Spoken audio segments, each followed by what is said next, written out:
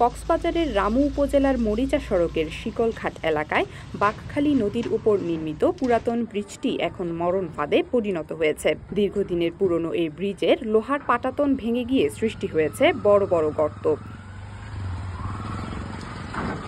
রাতের বেলায় কোনো আলোর ব্যবস্থা না থাকায় ব্রিজটি আরও ভয়ঙ্কর ও ঝুঁকিপূর্ণ হয়ে উঠেছে।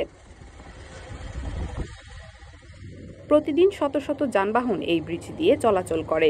ব্রিজের ওপারে একটি বিদ্যালয়ও রয়েছে। স্থানীয়রা জানান, প্রতিদিন অনেক কষ্টে এই ব্রিজ দিয়ে গাড়ি চালাতে হয়। যে কোনো সময় চাকা গর্তে পড়ে দুর্ঘটনা ঘটতে পারে। ব্রিজের অনেক জায়গায় লোহার পাটাতন ভেঙে গেছে। কিছু অংশে অস্থায়ীভাবে জোড়া দেওয়া হলেও বেশিরভাগ জায়গায় রয়ে গেছে গর্ত। বর্ষাকালে বৃষ্টির কারণে ব্রিজটি আরও বেশি বিপজ্জনক হয়ে পড়বে। যদিও দীর্ঘদিনের এই দুর্ভোগের অবসান ঘটাতে ব্রিজটির পাশে নতুন একটি ব্রিজ নির্মাণ কাজ চলছে। তবে এলাকাবাসীর দাবি, নতুন ব্রিজ নির্মাণ শেষ না হওয়া পর্যন্ত পুরনো ব্রিজটির সংস্কার করে সাময়িকভাবে যানবাহনের চলাচল নিরাপদ করার ব্যবস্থা গ্রহণ করা হোক। অন্যথায় যে কোনো সময় বড় ধরনের দুর্ঘটনা ঘটার আশঙ্কা রয়েছে। রিপন বড়ুয়ার তথ্যচিত্রে desk report, CTG news, Chittagong.